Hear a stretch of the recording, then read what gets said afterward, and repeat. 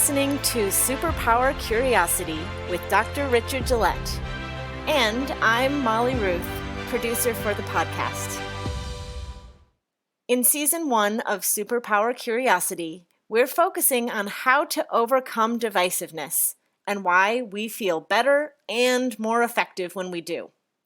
To read all about this, check out Richard's book, It's a Freakin' Mess: How to Thrive in Divisive Times. This is a special episode of Superpower Curiosity, featuring a discussion between Richard and a very special guest. Here's Richard. Thank you, Molly. It's my pleasure to introduce Mark Gerzon, United Nations Advisor on Leadership Development, author of multiple books on leadership, and facilitator extraordinaire on healing political divides and building peace. In the late 1990s, Mark was invited by Congress to help design and to facilitate the US bipartisan congressional retreats. In these retreats, Mark helped Republicans and Democrats listen to each other with respect. This remarkable achievement led on to cross-partisan work in many organizations, including the Council for Excellence in Government.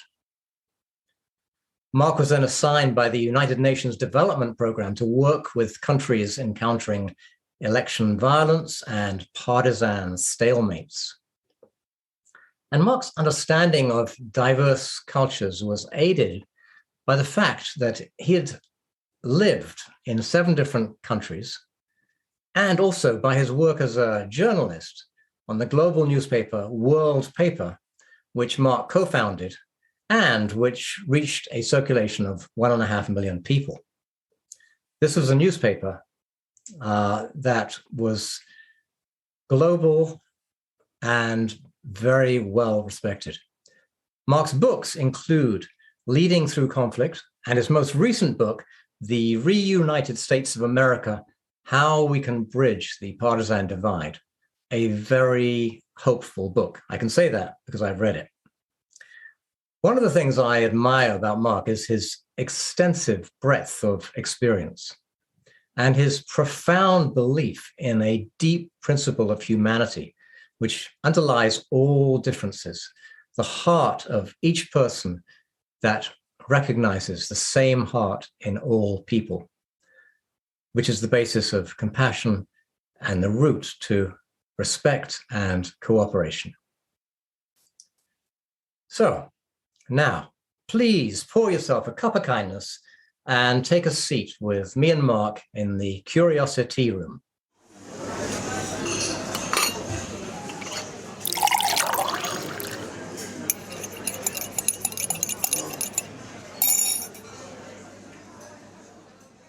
Mark, welcome to the Curiosity Room. It's good to be with you, Richard. It's good to be with you. Good to be with you too.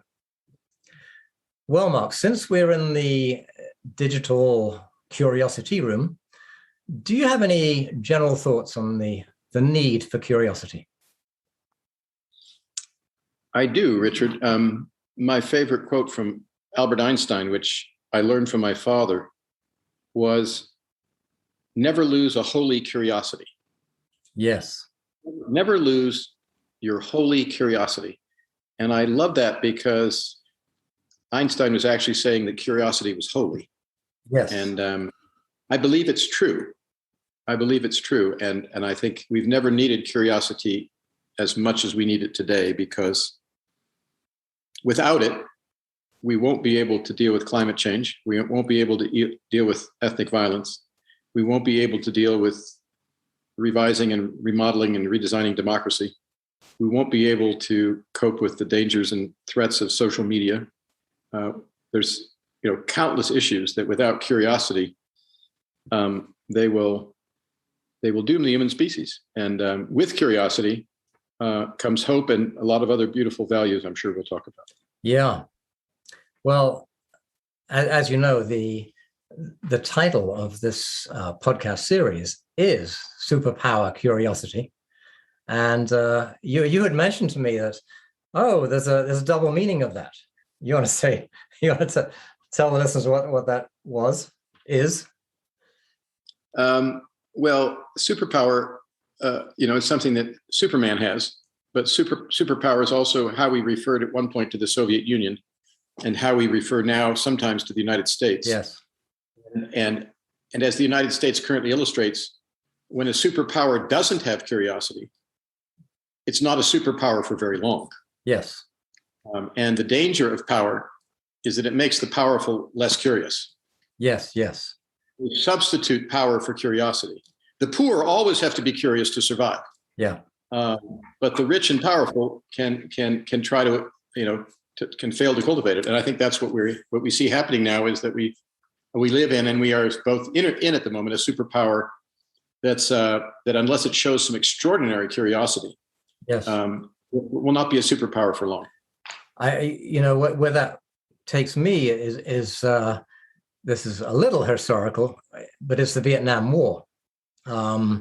Most people nowadays recognize that the Vietnam War was a big mistake, and it cost between 2 or 3 million lives and tremendous amount of suffering. I don't need to tell you. And with just a little bit of curiosity, that war could have been averted completely. And it's tragic. For example, with a little research, US leaders would have found out that Ho Chi Minh, the leader of North Vietnam, was actually a huge fan of the US and the American Constitution. And he admired the way they got the British out and found their political freedom. He was a great admirer. And it's exactly what he wanted. He wanted freedom. His motives were primarily nationalistic, and to rid Vietnam of colonialism and to reunite his country. And as I know, I'm sure you know, the U.S. narrative was that he was not primarily a nationalist. He was a part of the worldwide advance of communism aided by Russia and China. And this leads me on to a question, actually, because, was the U.S. narrative true? We now know that it wasn't true. But what's interesting to me is the U.S.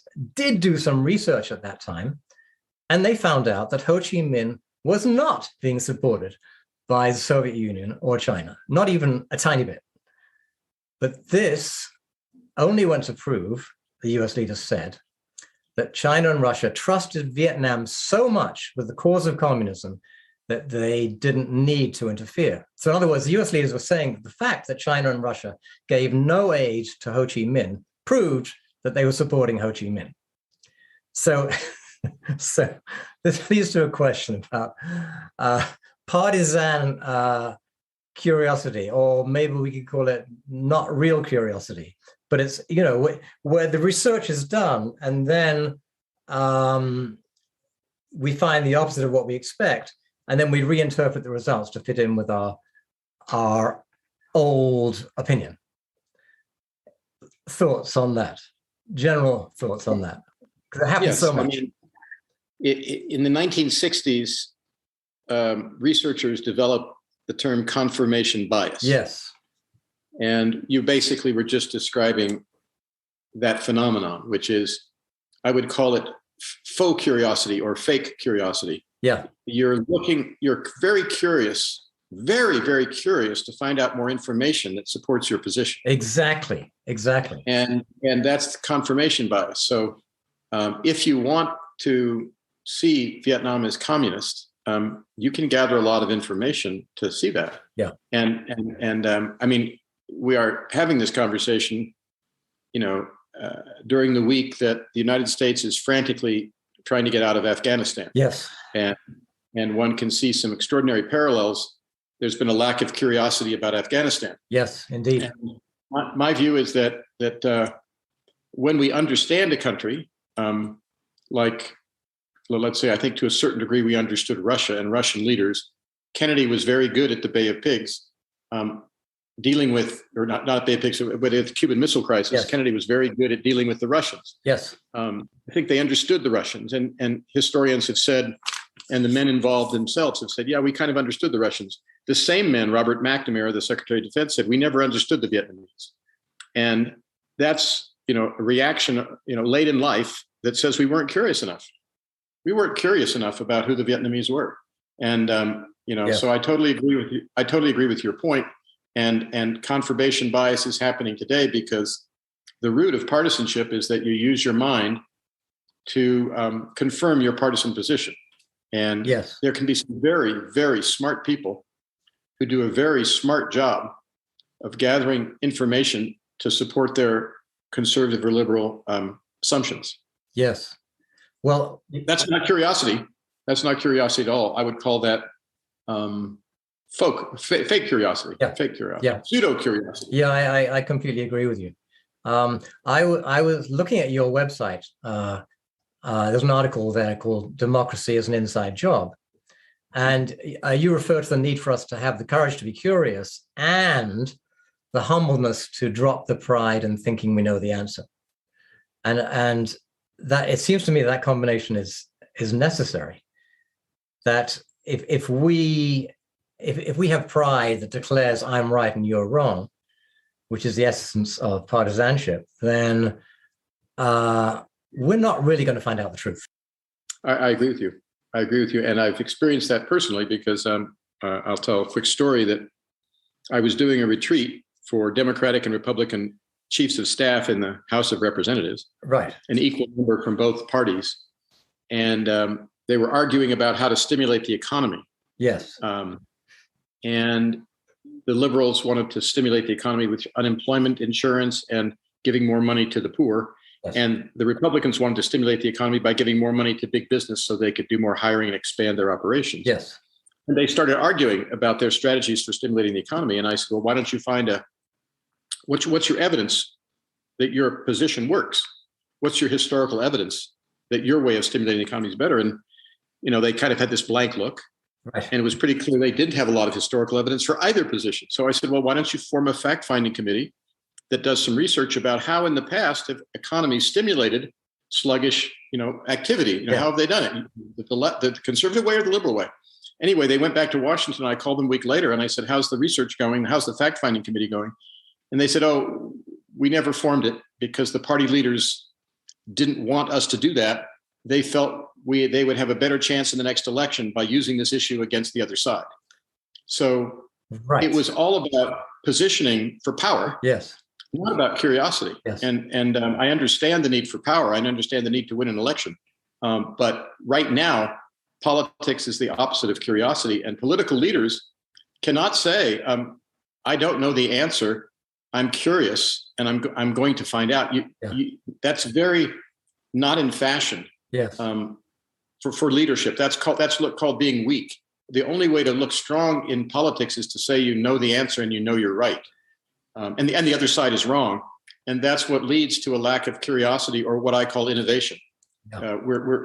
We don't even as a culture. We can innovate the smartphone. Here's my smartphone.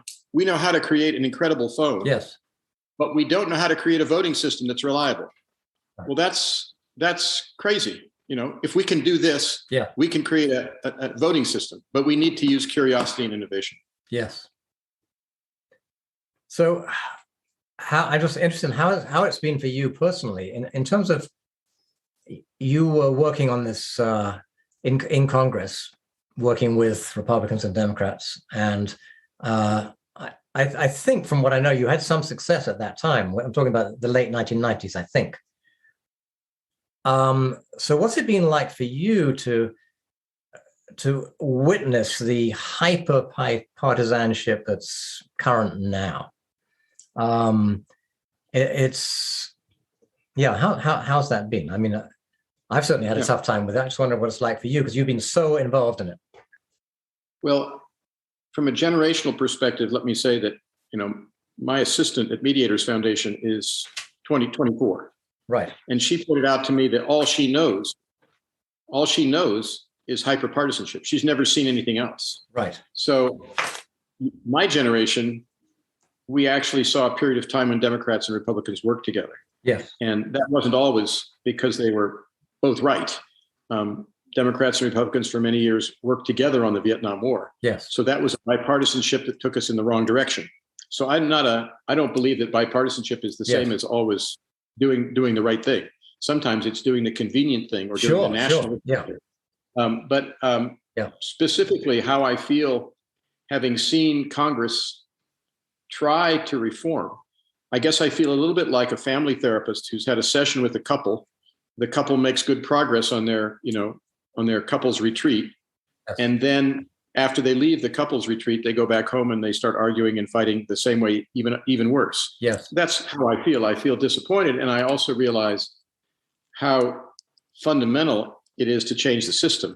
Yes. Because I've seen generation after generation of both good and not so good leaders become hyper-partisan because the system is arranged for that outcome.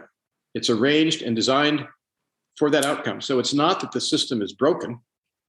The system is producing exactly what the system is designed to produce, which is partisanship, ever increasing partisanship, just like the economy is designed to create ever increasing inequality. Yes. And to change either of those phenomena, the rules of the economy or the rules of politics have to change. And that's our problem, I think, Richard, is that how do you repair a plane when it's flying? Similarly, how do you repair a democracy when it's in operation? You have to have a consensus to repair the democracy, and it's precisely working together that can't happen. So it's a catch-22. Yeah. Well, okay, I'm going to go back to your article, Democracy is an Inside Job, because one of the things you say there is that each person, every one of us, needs to have the courage to be curious and the humbleness to drop our pride and to stop this declaration of I'm wrong and I'm right and you're wrong.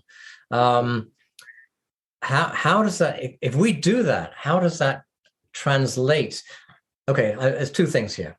As you know from my book, It's a Freaking Mess, How to Thrive in Divisive Times, one of the things that I focus on is, okay, if we drop our own personal partisanship, we nearly always feel happier because we're not carrying around that enmity, we're not carrying around the hate, we're not carrying around the anger, and we feel more peaceful and more contented, and it's a boon for everyone who does that. So, and we get along better with our relatives. And we get on better with our relatives, indeed, yes. So then my question is, okay, how do we? Clearly, that's a great thing to do, and I know I believe it, and you believe it. How do we? Well, something you said to me once. You said, "How can we how can we promote this?" Let's put it that way, because it's so easy to promote partisanship, and all you have to do is get everyone's emotional circuitry going with hatred or anger or how terrible the other side are, or look what they did, and oh my goodness, look what's going to happen. And as soon as we do that, then all the circuitry in our brain and the amygdala and the limbic circuits in our brain are going haywire, and we lose our intelligent discrimination, or intelligent discernment, I should say. And when we do that, then we can't even think straight, because all we can. So anyway, how do we? This is a question for you and me and so many others. How do we promote this alternative, which is so much more wonderful to live in for everybody than the hyper-partisanship? Anyway, I'd love to know what you think about that. Well, the short answer is, I think people need to experience that. They need to experience the high of collaboration, the high of working together with people who are different from themselves to achieve a common goal. Right. I've written about the fact that partisanship, you can get drunk on partisanship. Yes. That you can get stoned or high on partisanship. That just as you were saying, the brain chemistry loves being surrounded by. I've attended rallies for Hillary Clinton and for Donald Trump and for Bernie Sanders, and I've watched at these gatherings, and you can get high at them because you're surrounded by people who think like you. Yep. You're screaming at the same time. You're angry at the same people. Yep. It gets the entire adrenaline pumping, Yep. And it's, it's to put it simply, it's inebriating, it's thrilling. Yes, it's an adrenaline Right. high. Yeah, I agree. Right. Yeah. And so what do we have to offer as an alternative to that way of getting drunk? Well, Yes. the only way is I think it's exactly what you were saying, Richard, and exactly what you say in your book, that I've worked with people in communities where they're dealing with a problem, and the problem is, getting worse and worse, and it's making them angry and tense and unhappy and hating their neighbors. And when they get together on that problem and work together to solve it and make progress, it's a high. Yeah. It's a high. Yes. Now, it might not be quite the cocaine high of partisanship. It might be more the Chardonnay high of collaboration, but it's still getting high. And I think we've got to put it more fundamentally, we've got to help people realize just what you said a moment ago, which is that they will be happier, and I would add healthier, and also more connected to others if they drop the hyper-partisanship and become curious. Yeah. Yeah, they will live a better life, live a better, richer, fuller life. Yeah. And I think it's important for it to be put that way, because if you say, do it so that the country will be stronger, or do it so that we can reduce the debt, or do it so that we can deal with the climate, crisis, that's an external payoff, which they may or may not care about. Yeah. But everybody wants to live a fuller, more meaningful, richer life with better relationships and, more harmonious life. Everybody wants that. So. Yes, absolutely. Yeah. Yeah. And it will be a freaking mess, to quote your book. It will be a freaking mess until we learn that. And I mean, all you have to do, whatever time this podcast airs and whatever time a person's listening to it, all they have to do is go to that day's paper, and they will see the freaking mess in action. Yes. So it's all around us right now. Yes. Talking about what people see on the media, you mentioned in your book taking this is your book, the REUNITED States of America. You mentioned taking a 30-day media fast. Take the time to stop reading and watching and listening all the things that confirm your worldview, and to deliberately access podcasts, magazines, newspapers, and so on that have unfamiliar perspectives. And I like that idea a lot. Is this something that it's something that I have done, and I imagine you have done it? How successful have you been in getting other people to try it? Or maybe you may not know the answer to that. Well, I have specific examples. I don't know, because through my book, The United States, and through the film, The United States, that's aired on Amazon Prime for some time, I'm sure my message has touched people I've never met. But I do know some people, personally, and I've been very touched by them. In fact, the couple, the Republican couple who starred in the film The Reunited States, which is inspired by my book, The United States of America, the couple that's featured in the film, whose names are David and Erin Leverton, were Republicans who set off in an RV with their kids to 50 states. And one of the things that propelled them to quit their jobs and sell their house and go meet Americans was that they'd heard me on Dallas Public Radio, basically saying what you and I are saying now, which is It's time to get out of your partisan bubble. Right. And bless their souls, David and Erin said, how can we love America if we don't know America? Right. Which is why they got in the RV and spent a year traveling to 50 states to get to know America. And their story is a beautiful story that confirms your hypothesis, Richard, of a superpower curiosity. They were curious. Yeah. Once they left Dallas in their RV, they wanted to know, why do people think differently? And they didn't have to go any further than Tulsa, Oklahoma, where they learned about the race riots and what happened in Tulsa in 1920, to start going, oh, I didn't know that. I never heard about this, Mm-hmm. And suddenly these two Republicans, deeply Christian and Republicans, were starting to see America through different eyes. Yeah. And I love their curiosity, and they're a good case study that's been memorialized in a documentary film that really fulfills, I think, and confirms your hypothesis that curiosity is essential to getting us out of this partisan mess. Yeah. Yeah.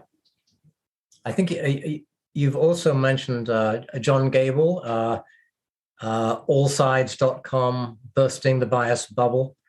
And Yes. I think he attempts to present the news from all sides in that. Yes. Yeah. Yeah. John is someone who in 2014 I invited to come to a meeting where for the first time he, as a Republican, was surrounded by people who were Republicans, independents, Democrats. And yeah, he had realized that the internet, which he'd been a part of, as a co-founder and builder of many of these platforms that we use, he realized that the dreams for the internet were not being fulfilled, that it was actually not bringing us together, but pulling us apart. And he decided, he created allsides.com in order to really create a website so that you could not go there for a right-wing point of view, not go there for a left-wing point of view, but go there to get right, center, and left all at the same time. Yep. And learn to think for yourself. Yeah. Yeah. Great. I'm one of the things I really loved about your book was your illustration of the absurdity of trying to force people to choose between apparent opposites that actually are not opposites. And so, for instance, I'll mention a couple. One was change or stability. And obviously the Republicans tend to be more for stability, and the Democrats, as popularly imagined, are more for change. And the point you make, of course, we need both. And I'm going to quote you here. What you said was, what you wrote was, change without stability becomes dangerous. Stability without change becomes stagnant. And yes. I like that because it's aphoristic, and I think that's cool. But I also like it because it just points out very clearly that of course we need change, of course we need stability, we need both, and the discussion is, how do we do that? Well, and my favorite metaphor for that, Richard, is the human body. Yes. When somebody's temperature is not 98.6. Yes. If right now you took your temperature and it was 101, yes, or even 100, you'd be concerned because you have a fever. Similarly, if it was 96 or 94, you'd be concerned because it was too low. Yeah. We want the stability of 98.6. Yeah. So in that sense, our bodies are very conservative. Yes. But on the other hand, our bodies are extremely liberal, because if they didn't change, I'd still weigh 8 pounds, 6 ounces, So our bodies are examples of change and stability. And I also think the body's great because, right now I've got a left hand and a right hand, and the whole idea of living my life with one hand and put the other behind my back, I don't want to do that. Right. So our bodies, my eyes, my ears, everything is left and right, left and right, left and right, left and right. I'm a walking bipartisan body, Right. I love that. That's great. There's another one you mentioned was freedom and order. And obviously, once again, we need both. And the way you put it was, freedom without order becomes anarchy. Order without freedom becomes dictatorship. So once again, of course we want order, of course we want freedom. Yes. And how do we do that? Yeah, and I mean, I've raised 3 sons, and I'm now the grandfather of 7 grandchildren. And anybody who's raised kids, they need order. Yes. And they need freedom. Yeah, exactly. You try to raise a child only with order or only with freedom, and you're going to have problems as a parent. Yes. Very quickly. Absolutely. Yeah. That brings home the point really clearly. Yeah. As the father of 2 sons, I can really appreciate that. Yeah. And I think the last one I wanted to mention was, I like this one a lot too. It was public service or free enterprise. And obviously all capitalist countries do both. Right. And the way you put that one was, public service without free enterprise goes bankrupt. And we can think of many examples of that. And free enterprise without public service loses its civic direction. And we can think of many examples of that too. Again, Yes. What I'm trying to do there, in all those, go ahead. No, I was going to say that when politicians or the media try to push us into these either-or positions, with these false either-or positions, it stimulates all those emotional limbic circuits in our brains, gets the adrenaline running, and so on. And then we can't hear anything. And as you said, when we're in partisanship, we lose our curiosity, and we also lose our kindness. We lose our respect. We kind of lose our decency as human beings. And let me add to your list of what we lose. We lose the truth. Yes, we lose the truth. I think in that same section of the book, I talk about the parties peddling half-truths. Yes. They're not always lying. They're sometimes and often telling you half the truth. Yes. Half the truth is that government can be wasteful. Yes. Half the truth is that private enterprise can be very, very inefficient.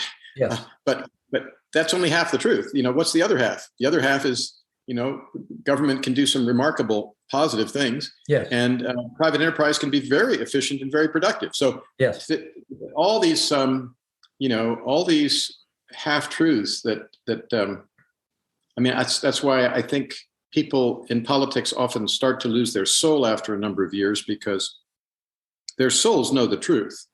Yes. Yet publicly they have to continue to peddle the half-truths, And one of the examples that's most tender to me is abortion, and the right to choose. That, who really wants to say that the mother's rights matter and the fetus's doesn't, or that the fetus's rights matter and the mother's doesn't? Exactly. I mean, that's if anybody who's ever dealt with a pregnancy that was in limbo. Yep.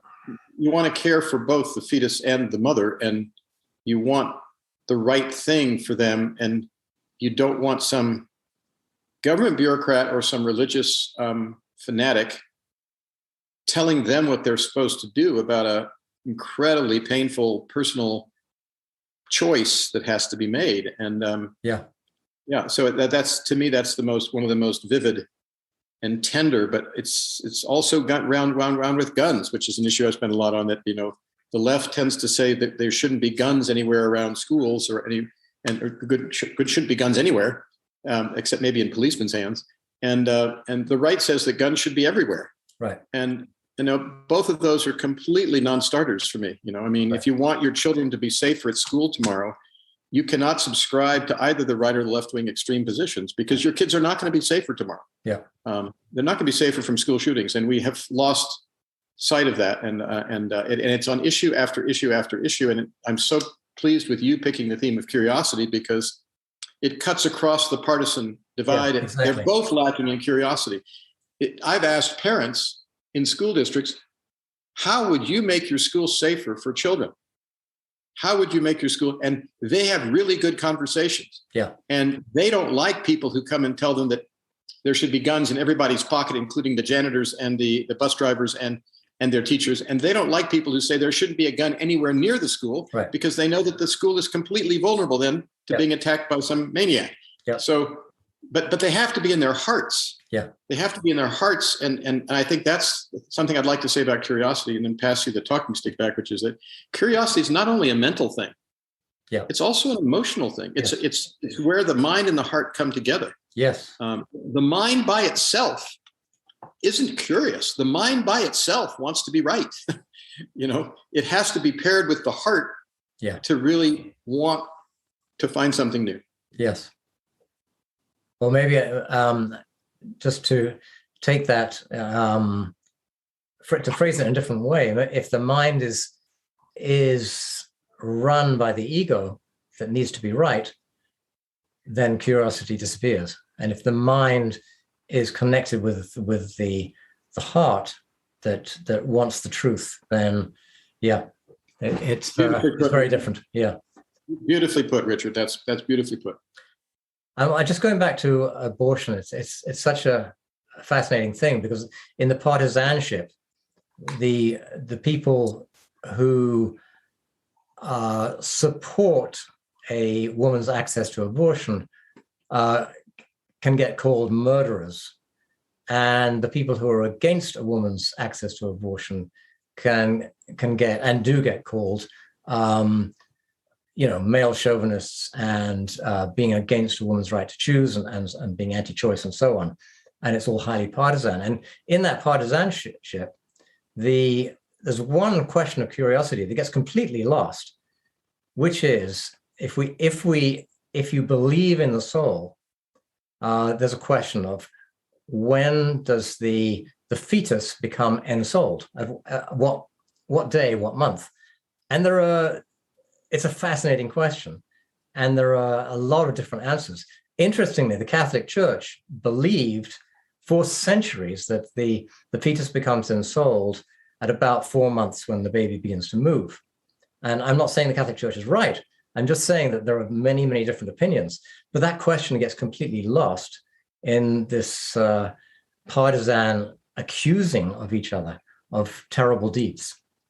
So it's another point supporting what you're saying. Yeah. Well, Mark, a more personal question. Can you tell us one of the biggest learnings that you've had on your journey of understanding, and how this learning affected your own life personally? Well, I think it relates to this topic we were just discussing, which is the relationship of the heart to the mind. Right. That I think when I was younger, still very much the product of schooling, where you're graded by, get your grades for tests, and you get tests and you get A's, and then you go to college and you get graded for how good your paper is, or whether you get answers right on tests. And I think I had a notion that the mind was taking us in the right direction, and that often emotions would take us in the wrong direction. Mm-hmm. I would see the irrationality of Nazism, for example, right, or the irrationality of fascism, or the kind of irrationality we were just talking about. It just gets very partisan. Yes. And I thought, that's because people's emotions have taken over and gotten in the way of their logical, rational minds. Yes, and I think one of the biggest learnings I've had, both politically and personally, is that that was a very oversimplified way of looking at the world, which I had for a long time. And that often it's the mind that can lead us astray, and emotions can actually bring us back to the ground, to the truth, to the fullness of who we are. So I think I've come around full circle now and see it as a cosmic partnership between the mind and the heart. Yes. And one of the things I'm very sensitive to when I read a book, or when I listen to a speech, or I watch something on television is there a balance? Is there an integration between mind and heart? And one of the things I like about your work is that I think you bring the best of both mind and heart to your work, and it grows out of your profession and your background. And it's taken me a long time to learn that, and I'm still learning, both personally and professionally. Yeah. Thank you, Mark. Yes, I'm learning it too. One of the ways I think of it is that when we have divisive emotions, mostly anger and fear as the prime emotions, those emotions tend to rule our brains. And then we construct messages in our own minds that support our fear or support our anger and support our divisiveness.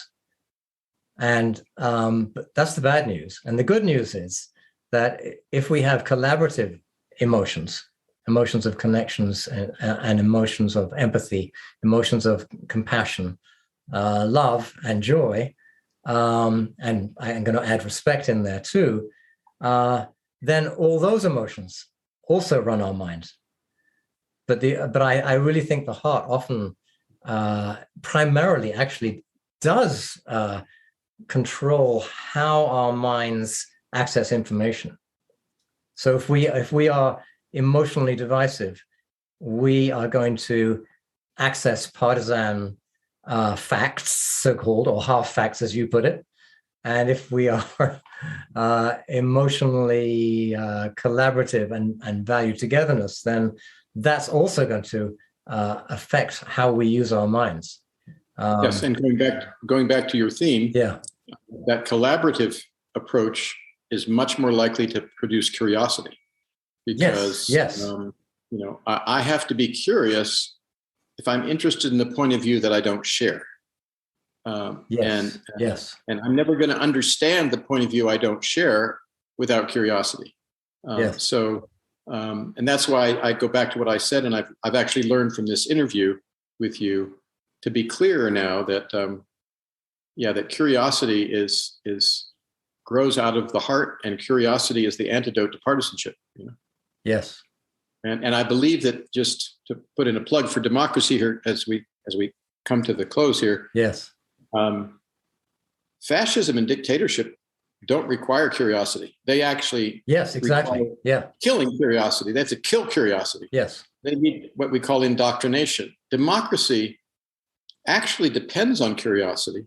Yes. And without it, the democracy gets stale and turns into something else. So I think you've picked a theme for this podcast that is absolutely essential, and I feel privileged to be a part of it.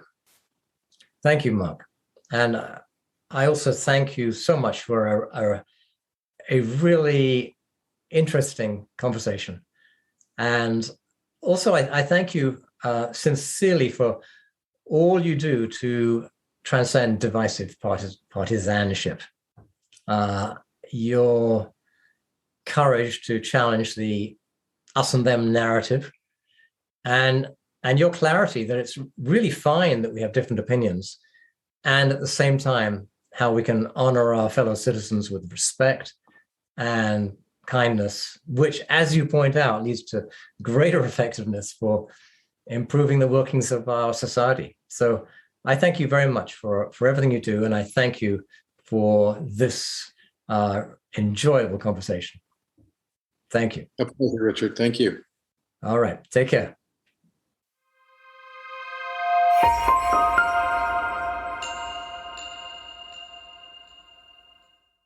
So glad you could join us in the Curiosity Room on this episode of Superpower Curiosity with Dr. Richard Gillette, featuring Mark Gerzon. We always want to hear what you think, and we're also putting together listener questions for upcoming episodes. If you have a question or comment for Richard, send in a voice memo or email to superpowercuriosity@gmail.com. Are you enjoying this show? Help others find us now by taking a minute to rate, review, and subscribe on Apple Podcasts. Stay tuned to this feed. Our next episode comes out in 2 weeks, so subscribe now to make sure you catch episode 18, Beyond All Prejudice. Till next time, stay curious.